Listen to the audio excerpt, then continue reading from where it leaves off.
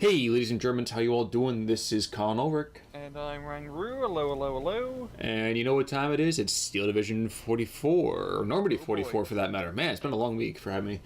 So, Rang, it's Bois de l'Amour, and what do we have today? Well, on the left-hand side, we have our good old Jabroni. He's- It's the 4th Armored Division, my dude. And on the right-hand side, we're just gonna have a bit of a Lightrare over here. Nothing too medium, nothing overcooked, just Lightrare. Played as the lightly armored 91st Luftlande Division. Hopefully he won't bleed too much, but have you seen this particular lineup just yet? Luftlande Matchup? versus the 4th? No, this is the first time I have actually seen this matchup against one another, so rather interesting. We got a DLC nation versus a base game nation, so we'll see how that ends up faring. Now, how do you assume that might go? I mean, looking already, we're seeing that not a ton of initial armor coming out from the 4th Armored. Was that a second Scott coming in? Nope, just one Scott. He's just having some issue trying to figure that out. How's the early game going to go?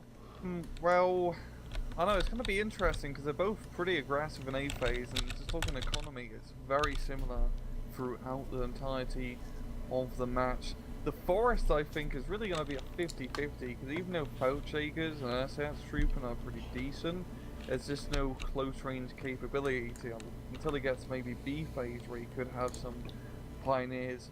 The field area is where I'd really think 4th Armoured would have a good time using their light vehicles, such as M8 Cavalry and M8 Scott tanks, to just push through, because the lovely thing is, Luftlande doesn't really have any tanks of their own, so just using these small fire support tanks where they're better against infantry is definitely going to prove to be quite useful. At the same time, though, wouldn't you think that maybe the smaller sight lines, especially on the Luftlande kind of side of the map, I'm talking about, I would say, central to the bottom part of the map as we're looking at it right now, wouldn't that kind of tilt the close-in engagements back in the Luftlande direction, especially early on? Yeah, especially in defense. You're correct about that. I mean, I'm seeing a Pack 36, and I believe a Russian artillery gun, which was about to anti-tank weapon. So putting them in good defensive locations will allow you to get that initial first shot. But if the enemy tank's meant to get first shot, goodbye AT gun. So it's really about using your infantry to screen in front of you, and then bringing in the tanks afterwards to finish off the job. Now, I'm not going to suggest that we can fully game this theory out, but say this was a 16th Luftlande. Which is the more flexible deck to deal with the 4th Armor? Just, as you wait for both players to kind of get themselves finally set up. I'd say 91st Luftlande, just due to the fact you actually have some sort of ground presence, or a bit better ground presence. I'd say not just completely reliant on anti-air. Infantry, you mainly got the Pouchakers, which are quite bloody good. I know, the Luftwaffe deck, I keep calling it Luftwaffe. It's a good deck, it's pretty fun, but it's rather gimmicky with the whole infantry play, and every time I see it, and as we saw in the last match, in the mountain, on the hill, it's really hard to push with the Luftwaffe deck. Extremely hard. Because your infantry's slow, they get suppressed easily, don't really have any tanks or vehicles or fire support. It's all down to airplanes. They're great on the defense, but on the offense, not so much. 91st Luftwaffe, I'd say fares a much better time on the offense, as they do have good infantry that can take damage, as well as just good artillery pieces, so on and so forth. You were talking about how, well, at least in my mind, you were kind of intimating how really looking at Jabroni early on, we're probably going to see some aggression. Looking at the way the forces are deployed right now, I can't help but feel that the southern side of this map is going to be pretty much Luftlande the entire way. Well, we do see quite a bit of infantry. I'm noticing one Pouchaker, Kuborn, and an Ursat. I know that southern seems much more of a defensive force. Some guys get into the town and put your AT and artillery gun in the forest just to defend. I'm seeing quite a lot up north here. I believe 2 Pouchakers and 1 leader squad, as well as a bunch of Ursats trooping to screen array. And just along in that forest fight, he can kind of stay more of those open areas, use machine guns to get close range. He's going to have a damn good time.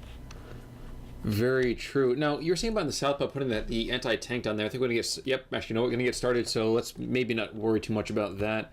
As we're opening up, we actually are going to see that Lightrare is not going to play Light Scared. No, he's actually moving rather aggressively posturing. Yeah, it's going to be taking out a southern choke point area on the map. It's a very important place to hold, and maneuvering a lot of his infantry just to cover the entire northern flank of the forest. Well, and that's the thing I think I was trying to figure out, is to see how much you'd put in that stand of trees at the southern end of that line. He's not putting a whole lot there, technically. But that, I guess I was thinking to myself, put a machine gun there, put an anti-tank gun to either cover north or to cover along the road, and maybe one infantry squad to kind of shift back and forth. Yeah, but light res is very, if you just look in the middle, there's hardly anything there. I don't really think much, hardly anything is going to that middle sector. And Jabroni, if he could do a breakthrough, realise that it's completely undefended, I can see his peak being brought out. Just a good little light armoured push could do some immense damage. That sounds about right. So the Jeep 30's coming on out, but the Panzer Abwehr is probably going to get a shot off. Yep. Boom. Doesn't quite take him out. He might get another shot in. No, probably not. Nope. Damn, that's... I thought he blew him up for a second, but that's a very lucky Jeep. And by the way, so actually 4 more squads being sent to the north. So yeah, Lightrare is not going to give up on this force very easily. And indeed, look, oh my god, look at that line right there. Yeah, it's the Earthhouse Troop and Falltjäger combo, always an A+ strategy. Especially just because Earthhouse Trooping can take the brunt of any potential grenades or SMG fire for the Falltjägers that come in clearing the job. But I do like seeing this mortar piece. Is that a mortar or an IG-18? I think it's probably going to be an IG-18, I'm guessing. Yeah, either one. I hope it's a mortar, because a mortar would be damn useful in that forest. No, never mind. You're probably right on that one. I think because Kubel doesn't carry out the IG, does it? Pretty. No. I think if it was an IG, you could see the thing on behind. Too bad we can't actually look inside the vehicles, Khan. Yep. Too bad. We just have to keep making guesses. The southern side starting to light up. Indeed. I'm happy you brought that up. It does look actually the Germans seem to be falling back a little bit here. This Pack 40 seems to be in a very ill-considered place, but he's moving it forward along this tree line, trying to hug the edge there. And I can't really assume that's going to go particularly well. It'll take forever and a day to get into the fight. Yeah, and even then, he's still going to be in medium cover instead of heavy cover, so it's not exactly going to fare too well. But yeah, just the lone M3A1 and the M8 cavalry just doing a great job forcing the Luftwaffe player back. Indeed. Now in the north, though, we are going to see Jabroni is not really being that aggressive, and I think that's going to be a bit of a mistake. Even having the Scott do some indirect fire, just kind of lofting rounds down the road, might have been a good idea to at least kind of put some pressure out. Instead, we're just seeing Lightrare just kind of calmly shift on forwards. His troops are not taking any kind of real fire. I mean, the rifles, compared to Earthhouse Troop and CQC, absolutely destroy them. Semi-automatic rifles, of course. Falltjägers, I think, be a bit more even, because the Falltjäger is going to do 6 HE, while, oh damn, the rifles out-damage the Falltjägers and CQC too, so if he can get in close, just get the rifles in, start moving through, he can do a good job with that forest, and like you said before, the M8 Scott, have good fire support capability. And also the cavalry scout's pretty good CQC too. I forgot about him. Also very true. Now we are going to see that in the middle part of the field now. Lightrare's got absolutely nothing. There's nothing between. Oh, he's slowly bringing up some infantry squads now, but he lost a very solid recon squad, and I kind of never really remember how incredibly good they actually are. Those spot troops, what, they have the 2 FG42s, and then what, the MP40s for close range, don't they? Yeah, it's 2 MP40s through FG42. So it's a lovely squad, not just because it's a 4-man squad with some advanced weaponry, but the veterancy really makes up for it. So fighting 2-man squads and even some cavalry scouts and whatnot at long range, you can actually hold your own rather well. I can tell you what can't hold their own. Ooh, Pack 40 does take out with the Southern M8 Scott, and that half-track does have a damaged transmission. So it turns out we might have been wrong here, that Pack 40 is just going to continue creeping on forwards and might just get a couple of lucky rounds here and there. It's too bad that Pack 36 cannot actually get into a good position and keeps getting stunned up here by the rifles. And that's actually what I was going to make a comment on next. I don't like where these Fallschirmjägers are. Oh, yeah. Along the road, that seems like a kind of a waste. And indeed, shifting this to IG-18 right back into the force instead of just getting right into the fight and just start laying down a barrage, I think that's also a big mistake here. I think he's just keeping the Feldjägers back because he's worried about M301 half track and other fire support to light them up. But I know what you mean, because as you see, the rifles are completely suppressed in just a few volleys of MG42 fire. MG34, Now, my bad. in the north, we are going to see the M8 Scots starting to get into the action here. As well, though, this 50 mil mortar is going to start laying down some firepower, and Cavalry Scouts begin a tentative push inside this forest, and it's not going to go well for them. Nah, they're completely outnumbered. Even though they can beat most of these guys in a run-and-run fight, it's probably not going to be a run-and-run fight. Okay, now he's moving up the South Troop, and it's just, he needs more infantry in this southern forest area to really be able to make a push or start lobbing some mortar rounds at Ray, which is exactly what he's doing. That's true. But actually kind of surprised I'm not seeing the 50 mil mortar from the Germans. No, yep, there you go. He's going to try to put some counter battery fire down the 60 mil. So expect to see that go into action pretty darn quickly. LMG rifles to the south, doing pretty well, forcing some spot troops to get out early, and it looks like Jabroni might be trying to get a somewhat revived push out here to the south. I'm not sure how well it's going to go, though. Yeah, he really needs to try just backing up his LMG rifles in this middle here and try to make something happen now, because there's not really much here. We got a SD44, and I did see two Panther 35 bars. Oh god, two Panther 35. But I know even just one tank, like an M4 Abrams, or this M8 Cavalry, can really deal with all this light armor. Stu can't exactly kill any tanks. Bro, it can almost kill a tank. I would say We've seen it kill a tank once. I was going to say, it should be able to take out the M8 Cavalry pretty darn quickly. I mean, the thing's not open top, but nevertheless. And actually, I'm surprised to think that right now we're actually only seeing the Axis gain a 52-48 right now, trying to make up the points difference that kind of hit them from that initial, let's say, barren middle that they had. Yeah, and now he's finally got something, yeah. That's trooping up. It's something at least. And they're just holding the line. That's all you really need to do. But he's slowly getting a very nice plus run, and really his attack in the forest is going rather well, yo. In the all or in the far north, he could do maybe a bit more aggression, yeah. I'd say at least pick that off, because right now he's just lost himself that Pack 38, I always want to say. Pack 36. And really, that can't happen. He's got to take out that Scott. He's got to be able to push back those two WC-52s. I mean, that's an important piece in the north. Yeah, and that's one of the problems with Luftlande is you don't really get any tanks, especially in A-phase. So that one Scott, unless he can bring in that Feldjäger close to get the Panzerfaust, it's going to be a pain in the butt, yo. It doesn't seem to be the case that Scott spots shit and Scott destroys it, pinning down the Feldjägers very quickly. Indeed. Now, speaking of the W, you're talking about Abrams, and Abrams is now coming into the southern part of the battle space. And while that's going to be excellent for him, there is still this pack, and he's still definitely hungry for some more to eat, I'm thinking. Yeah, but the Pack 40. Yeah, I was about to say the Pack 30. Oh no, not the door knocker, not the door knocker. It's gonna have a very hard time cheering into the atmiral, but yeah, that Pack 40 is gonna be scary. Just look at his position. You can shoot it as it comes down the road. And actually, look where that Crichton. Oh no, never mind. So Crichton Abrams is not going to the middle part of the space. He's like, you know what? I'm thinking better of this for right now. And that M8 is actually bailed out as well. So things continuing to look rather negative for our 4th armored player. Yeah, it's not looking too good. I'm thinking once you're getting to B phase, we're talking about B phase right now. Of course. You can do the Stuart spam, because we all know the Stuart spam is pretty damn powerful. We can get 2 Stuarts per minute for 4th armored, and especially against a Luftlande deck where they don't really have that much in terms of armor. Just having a bunch of light tanks all over the place, especially in this middle area of map, would just do wonders. Now, remind some of our viewers, in terms of infantry for the 4th Armored, considering the amount of guys we've seen already, does this mean that Jabroni's going to be hurting for foot soldiers later on, or no? Probably not. You can get quite a lot of armoured rifle troops that have veterancy, as well as engineers, I believe. And the engineers are definitely going to help out if he does have them in his deck in his forest fight, as they do have those satchel charges. But 4th Armoured infantry is really quite solid. You get a very nice selection. It's a nice mix between 2nd Infantry and 3rd Armoured.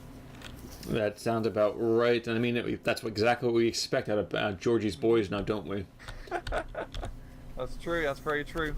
High voice braggadocio, but can definitely fight those little. Yeah, Yep. lead the way. Indeed. So that northern kind of infantry collection, let's call them, is slowly getting kind of worn away. We see more and more rifles moving on in. Now, these particular rifles, these are not the LMG rifles. These are just the ones with the BARs. So does this mean that the extreme northern flank for the Germans is not going to get picked on off, or is it just going to be again, the only term I can think of is worn away?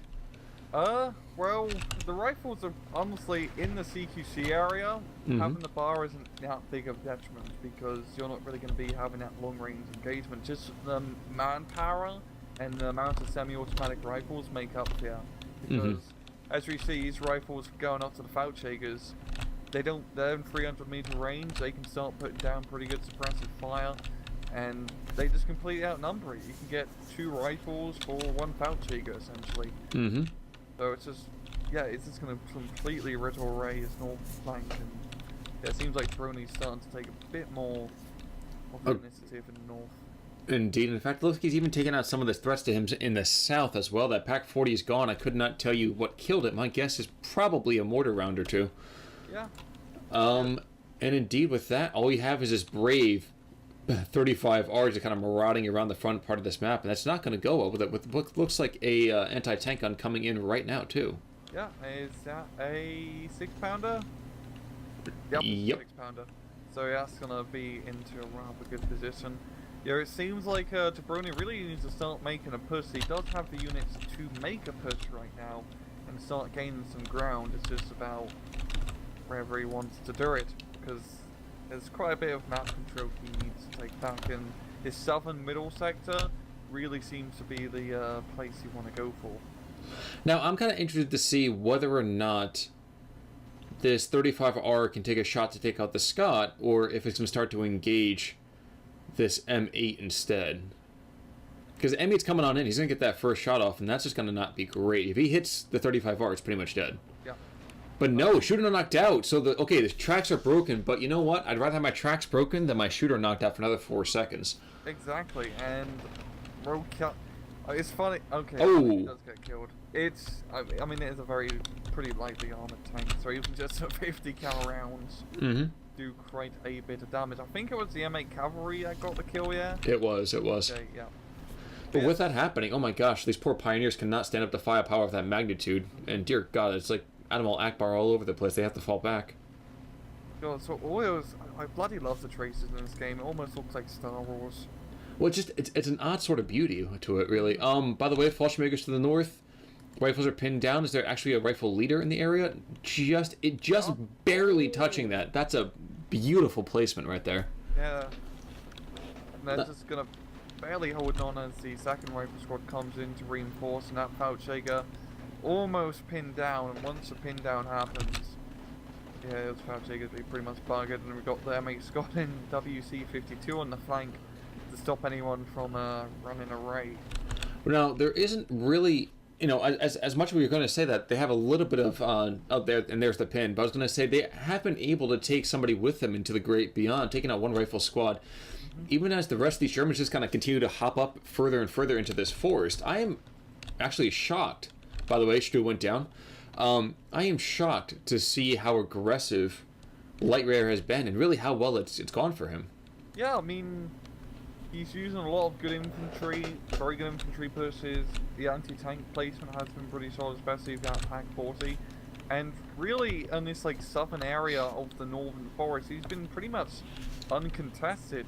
I mean, just a few Feldjägers, Grenadiers, and Earthhouse trooping are holding on, and nothing really attacking him. At the same time, he doesn't really have much to deal with that M8 Scott roaming around that northern forest, or with the Abrams just south of him. So we really need to bring up an anti-tank gun or some sort of anti-tank weaponry, like a Fly in Pack 40, for example, to knock out his threats. I believe the B3 is a Pack 40 gun, right? That's essentially. Okay, it's like an auto-loaded thing, I know. It's essentially a Pack 40. So, interestingly enough, though, we're also going to see a cat kind of sharpen its claws, but not from the Germans, from the American side, as a Hellcat actually comes onto the field. And I'm surprised to see that so early. I'm actually thinking that's a pretty late play because you can get those things on A phase. That's true. I mean, like, I would be surprised even to bring it in until you see. I mean, you've just taken out your Enemistru, which means that he doesn't have much in terms of actual tanks. You have the Abrams on the field. You have the Scott even to kind of pressure back any kind of stroke play. I would be feeling that bringing in an M4A1s, he's going for the upgun Shermans instead of the Stewarts.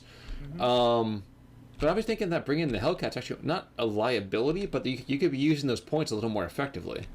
Okay, I see what you mean, because there's nothing really heavy it needs to really kill, and even though the Hellcat does have a nice 76mm cannon, it only has 10 shots. And it's like only 3 HE for that matter, too. Yeah, and like I said before, Stewarts.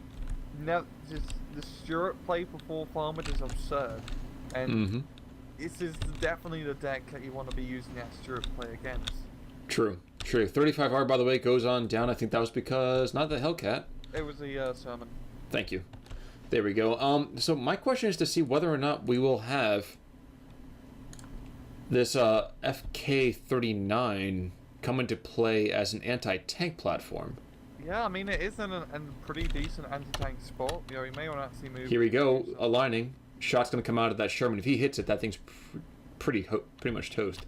Yeah. But not happening just yet. Instead, yep, go ahead, please. Fairly decent anti-tank gun, considering 110 points for 11 AP, as well as an actual artillery gun. That's pretty absurd. What's more, we're going to see B3 coming on in, but nope. He's just coming in for a quick look, and he's just going to fall right back. The 50 cal AA net is too strong. Shockingly. And right now, this Hellcat is just barely not being seen. Oh, actually, now he can be seen. So the question, okay, if the Hellcat gets the round and takes the hit, then that is the kill. I was expecting perhaps just a different approach than that. Oh, well. Yeah. But no, okay. Yes, please, go ahead. I know, it's such a good force in this middle sector now. Like, he has the LMG rifles, he has the tanks, he has the recon. Now he just moves, just keep on moving up. You got the fire support, you don't have to worry about really anything that the loft dropper player can bring up. If anything, bro, he is starting to buy some actual AA units now because, yeah, his one major threat against the Luftlande is the potential airplanes that can be brought out, especially over the flying B3s. Indeed. Now, he's got to be lucky, though, the fact that those B3s are not the ones that dropped the 28, bombs down, but nevertheless, that's kind of still the short end of the stick to be the Americans on the receiving end of that kind of firepower, too. So, up in the north, by the way, the Germans have made a new push, a couple of squads of Pioneers, a new Fallschirmjäger squad. And this really could wrap up the northern U.S. flank if they're not careful, though we are seeing some more infantry being thrown into the mix. But once again, it just comes down to those 50 cal Jeeps and MA Scots on the field, because they pretty much have, the German forces have to hide in that forest. They can't really make too much of a person. Just all these rifles at close range, they beat out the German infantry, except for the Pioneers, of course. And just with all this overwhelming fire support available, I think the Americans could clean this up. And that artillery piece gets pinned down. That's a bit of a pity there, but he's able to fall back, and I guess that's the important thing. Flak 36, in the meantime, is going to entertain those half-tracks a little bit, make sure that they don't continue to cause too much of an issue for the Germans.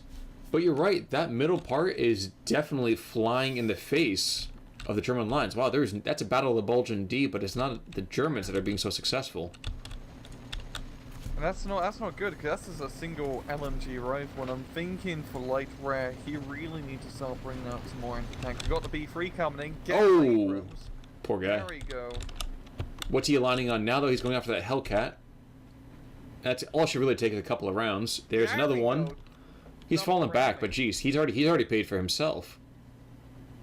He's paid himself off here, so that's a good B3 run. And an M4-105 being brought on in instead as well. Also going to see a Lightning making a very opportunistic run, but between the Flak 36, so as the ME-109, that's not going to go very well. In fact, I would be surprised if the Lightning makes it out. Yeah, I doubt it. That Messerschmitt is right on his tail. And Lightning does, in fact, hit the ground. Like lightning. Indeed. But the question is, will it strike twice?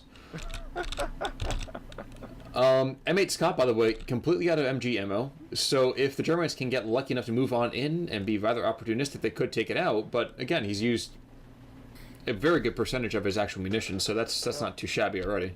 That's some Russian tactics, yeah. Wait for the enemy to run out of ammo and then try to attack. Yeah, but when you have no real tanks of your own, that's what you have to do there, right? Yeah, but I don't know, if you had like a Pack 36, a Stug in the middle, and in the northern forest, he needs some sort of armor, because this is the main reason why he's failing his northern attack. Or a mortar, something. I mean, he has a mortar, but it's out of ammo. Well, he's bringing a martyr in right now, and can we also note just really how much incredible firepower these Panzerabwehr squads have too? Dear God. But having a martyr being brought on in, so not a lot of damage necessarily immediately to tanks. He's not going to have a great amount of visibility here, but he will help clean up this bit of that American push in the center part of the field. And indeed, that might almost bring things back to 50-50, which is pretty impressive. Again, still, that Lightrare has held the point advantage for as long as he has. I mean, he just has... I mean, the Mortar 2 is definitely going to set up a pretty good defensive line, and really on the southern flank, going around that choke point is usually a death sentence for most players. And I do want to note, we do have a Stug 3 being brought into that northern forest, and a Flak 88, there we go. So some heavy firepower on this northern flank. But now we are into Phase C as well, though, too, so the 4th Armored really is... no longer has the economy advantage, but really should have the armor advantage. I'm surprised they're not just ramming it down the airborne's throat. We got an airborne P-38 Lightning, so it will be striking twice, but this time with 230 kilogram bombs on the Mortar 2. Really good kill, if he hits, I would be surprised, but, nope. You know. Bit off. Very lightly indeed, too. So, looking at the south, actually, we're seeing that the American infantry is getting pounded quite a bit, and this Feldkanone 39, well, is continuing to cause quite a bit of an issue for the Americans. In fact, I'm kind of surprised that Jabroni is not getting a much more effective assault happening here. He's got the 105 Sherman, he's got the mortar, he's got the M20 to increase all the experience in the area as well. He's got an upgun Sherman. I'm surprised he's just not being more aggressive here. Yeah, I mean, he has a disposable half-track, so he could just rush down the road, just to spot important units. But yeah, he could be much more aggressive at the moment. Another move up his rifle squad in front of Sherman, and he could take you out to the bend of the road, which, once you get past the bend, it's pretty smooth sailing. Very, very accurate. Now, this Pack 38 is kind of moving on forward. I think he's trying to get a line on that Sherman, but not going to quite be able to do that. And I think he finally hurt us, because the southern forces are really starting to get kicked, not so much into high gear, but at least into some sort of gear. Yeah, I mean, I'm just seeing a lot of attack moves all over the place, trying to get past that initial tree line, essentially. And it's just not much here from the Germans now. We got Fauci, Pack 38, and there's this free gun. Okay, now we got a Mortar 2 and some command infantry, but I feel like he's going to need something a bit more substantial. A bit of a shock to me that B3 was not able to properly aggress and address that MGMC. I think he's going to pay for it with his life now, as both German planes are forced to flee. So yeah, that's one dead airplane right there. I was so close. The B-38 almost overshot the Lightning, or the B-3, yeah. Whoa, and the Stug that was in the north, well, he got brought down by cavalry scouts. I really thought that Stug was going to be a lot more impactful, but no. Instead, we're actually going to find that the WC-52 is still kind of wandering around, able to cause some issues for the Germans. Yeah, and that M8 Scott is still alive. That's the same. That's the one that's been alive since the start of the match, correct? That's exactly right. Now, we're also going to see a Panzer III being brought on in. Not an ideal position for him, but it's a command tank. It might give him a little bit of extra firepower that he needs up in the north. Yeah, if he can just kill the Scott at this point, that's more than enough. That Scott needs to die.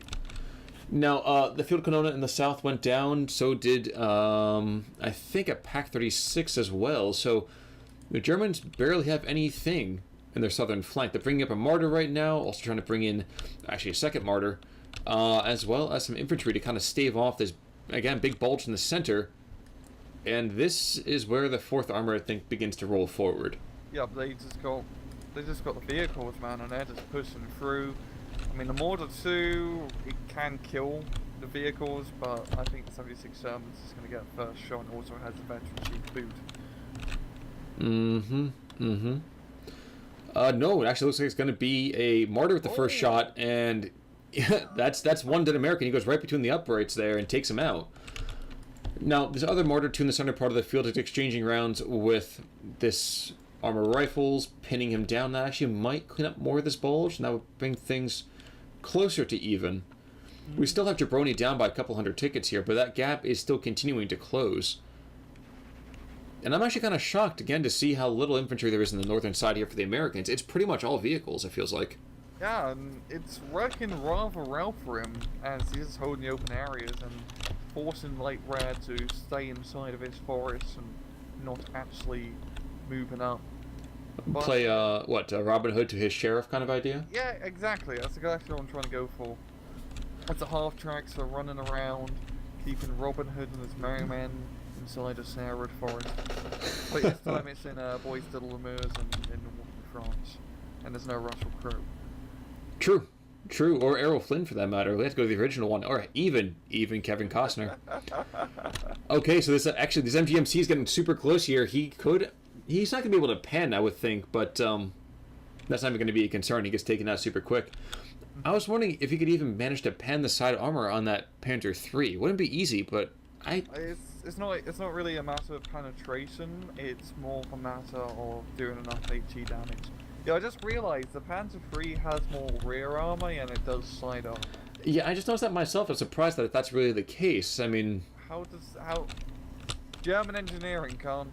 I wouldn't blame the Germans on this one. I just blame the game designers. I mean, historically, a lot of the tanks just had super light armor on the rear because honestly, you weren't expected to run away. You were there to fight.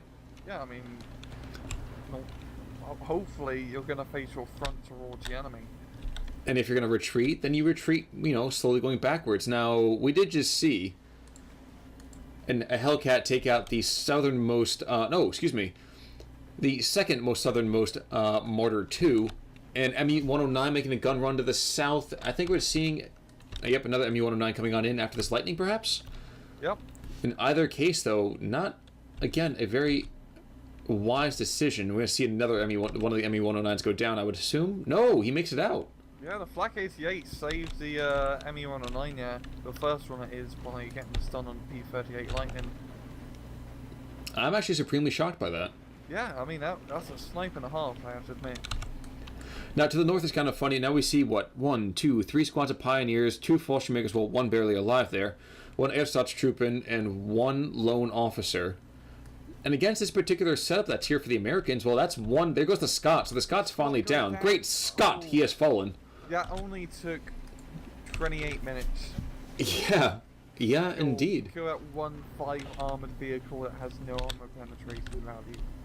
Well, I was going to say, with that happening, though, now we are going to see an Axis positive ticket placement here. It might even go back to 50-50 right now, but that's still going to increase his lead a scant bit, and just when he needs it the most. Okay, also, Jabroni's going for these Rhinos in Phase C. How do you feel about going for the Rhinos as opposed to anything else? Rhino's pretty good. I mean, it's a Sherman with Tiger armor. If you really want to get into schematics, yeah. True. Semantics or schematics? Oh, okay. But they're pretty good. It's a regular Sherman with a bit of extra armor. I'm probably not going to save it from mortars, but once again, Stuart spam. I cannot continue to describe how good Stuart spam is for the 4th Armored Division. And how much it kind of frustrates us that he's not doing that?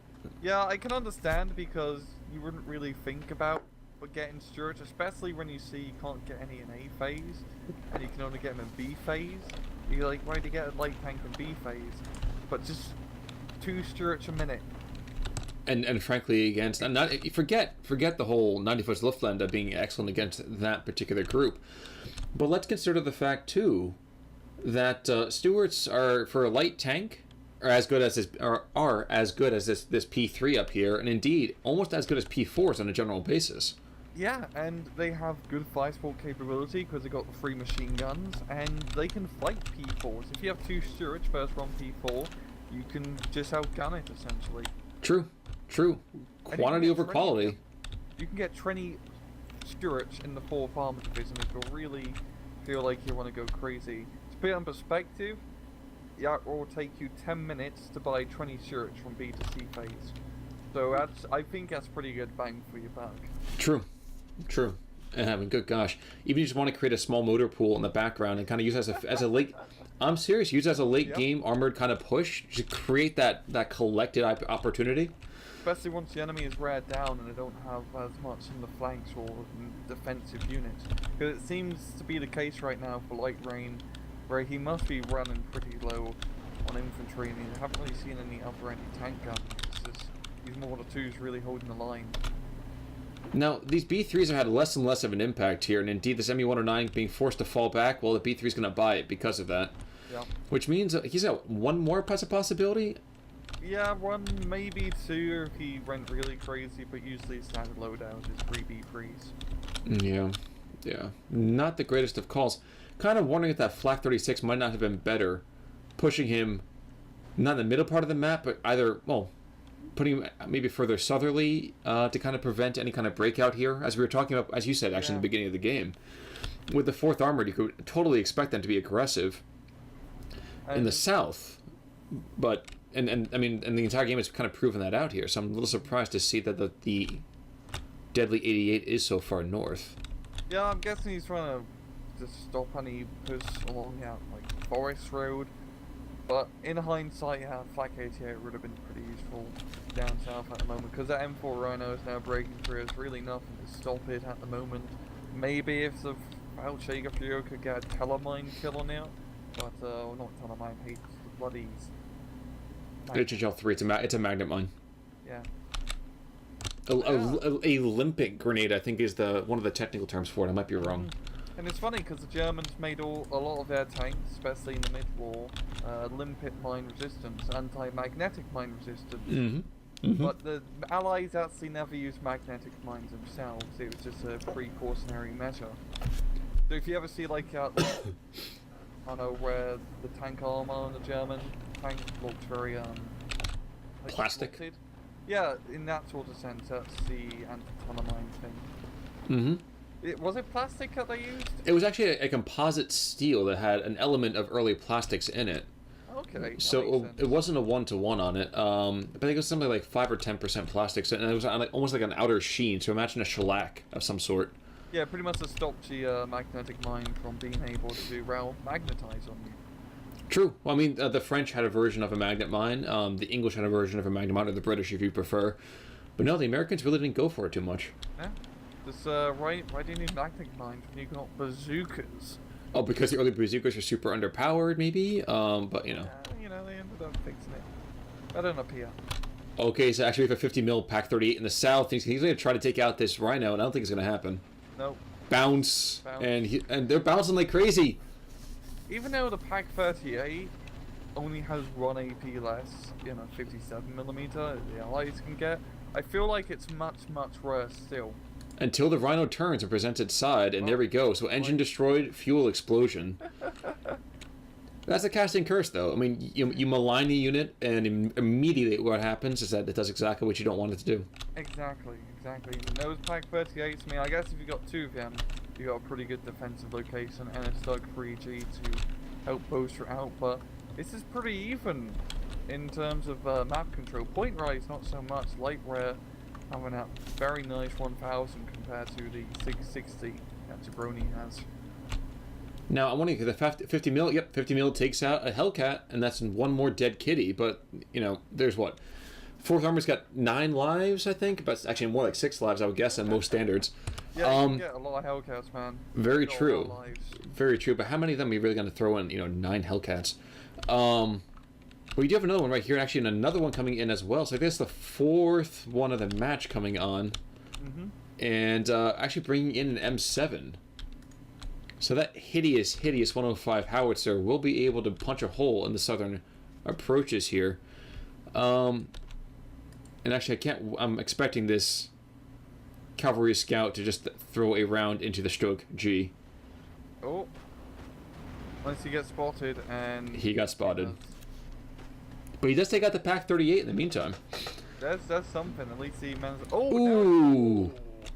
Wow, I wasn't expecting that. Close combat? No, okay, so he goes down, but he sells his life just as dearly as those Fallschirmjägers did in the north. And I do believe we are headed our way slowly towards a draw. We're not seeing any kind of major issue here, and I imagine it would take actually a major rupture of either line before we have a significant battle result. Yeah, and on both sides, really, Lightrare, I think, has really run out of units. He's used a lot of Mortar 2s, he's bringing out some Punch 3s, and he already lost 2 Stokes, which isn't exactly great. So I doubt that he can do some sort of offensive, as Americans just have some sort of vehicle, fire support vehicle mainly, all over this line to really stop any attacks. Sounds about right. Now, the Flak 36 is making a bonsai charge towards the front, and I can't say I completely understand what he's doing there. But interestingly, I wonder if Lightrare ran a couple of his airplanes at the anti-air blanket in the south, well, middle south at CGMC, he should be able to suppress that, I would think. You mean get the anti-aircraft gun? Yeah, that's a 37 mil on the back. Yeah, 37, and the twin machine guns riding sidecar. Yeah, you could probably kill it. Yeah, we're gonna suppress it first with artillery fire before actually charging the plane in. But maybe he can kill it with his Black 88. Nah, that's way too far. It's not line of sight. I know it'd be a little bit risky because also all those vehicles or 50 cal vehicles proved to be quite deadly in terms of anti-aircraft. Now, I might be wrong here, but I'm kind of offended by that you can't use a Flak 36 as an artillery piece. And I realize... Could you... Is that even possible? Because it shoots... shoots around a rather high velocity. True, but gravity is a bitch. I mean, it will pull down shells at some point. Yeah, but I think in terms of this game, the sail would come down much, much farther than the map actually extends to. Less howitzer, more field gun? Yeah, probably true. Now, SD44 is going to find this half-track out and going to blow up this poor guy from the rear. So, not too surprising there. One warning shot, and I think one more shot's going to do him in. But no, I think you're right. I think you're absolutely right. I think Lightrare has nothing left. I think he's just gasping for that last little bit of territorial holding. I didn't even think you could bring this many Martyr 2s in a 91st Luftlande deck. Good gosh, we've seen like... He must have like 2 cards of 4. Yep. He's been losing a bunch of them. Yeah, that's a lot. I mean, he has been getting some rather good kills at the end too, so it haven't been completely in vain, but I know it's really the only one of the only proper tanks you can get yet in the Stug 3, and the Mortar 2 really being your only 1.2 kilometer ground option for vehicle. But now actually a little bit upset that Jabroni's not being aggressive. He knows he's got to been taking out most of his opponents' AT, at least from an infantry sense. So at this point, just send your tanks through, man. You can see now one Fallschirmjäger who's being engaged against these rifles. Other than that, you have to know that your opponent's got basically nothing left. Of course, as I say that, that's when an Abwehr comes on in. And we're seeing ME-109s, ground cover, and a bit of a furball in this guy. Yeah, I mean, the AA from the Allies is definitely going to help out, though. It does lose one P-38. And like you said, it's pretty much only a minute left in the match. This is where you select everything, you attack, move the enemy spawn, and then you go get a cup, go get like a coffee, come back, and then see the match results. Indeed. You know what? I want it to be a surprise to everybody, not just us, right? Yeah. But yes, so a Panzerschreck squad, excuse me, not Abwehr, but a Panzerschreck squad is on the field. But he's not going to be able to do a whole lot. He might get one rocket off at this WC-52, kind of marauding around, but no big surprise there. And it looks like it's the final score is going to be pretty close to bang on even. Yeah, it's probably going to be... Oh, damn, that's going to be really close. Jabroni may just take it by... like 5 tickets. Bit, well, unless Lightrare can get that 1% extra ground. I mean, it's going to be a draw, but technically someone wins. True. I think it might be us, though. We win every match, can't. Well, you know what? When you have a 100% win rate, that's what keeps the people coming back. So no, it's not. It's not going to be a bang on even game. That would have been fantastic to see that though. But no, it looks like it's going to be Jabroni taking it by about 15 tickets here. Yeah, but just a hair's length. Panzer 3 or Pack 38 killed one of the Hellcats just in the far south flank before the match is over, and no more shots going to happen. All right, and that's going to be it. So final score 10-29 to 10-12. Oh, that's close in terms of kills too. Very, very true. That's a 155-point difference. That is very damn close. I'm actually kind of surprised too to see no friendly fire from either side. I almost expected to see that. Yeah, I saw it a lot in Wargame, especially Wargame cards, and there's always friendly fire in some sort of sense, but good job, yeah, none of the friendly fire. True. I mean, you never know, sometimes you call an artillery strike a little bit too short. And that's one thing that I'm surprised we hadn't seen from either royal side, is that we didn't really see any kind of off-map call-ins. I know there's not a ton of options necessarily for both, and indeed I think 91st Luftlande barely has any, but Lightrare does have the 380 railway artillery. True. And by the same token, the 4th Armored has that 105 off-map call-ins too, don't they? Yeah, I think it's on the Sherman. Mm-hmm. Sherman that can call an off-map, but nothing too crazy. Neither side really using the Atmos artillery. I mean, sure, one priest towards the end, but Lightrare, especially in that more like fielded map, more of those just guns or heavier Russian artillery pieces would have helped out to keep the American force at bay.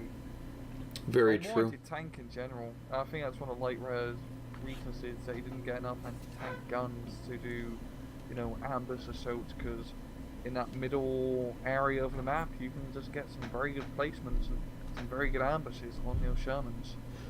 Very true. Now, actually, looking at both sides, I don't really see that many standouts. There is this one hero, Pack 38, who took out 2 Hellcats and a Rhino, and a WC-52 for that matter. But the 2 Hellcats and a Rhino, that's a pretty good set of pelts to hang up on your wall.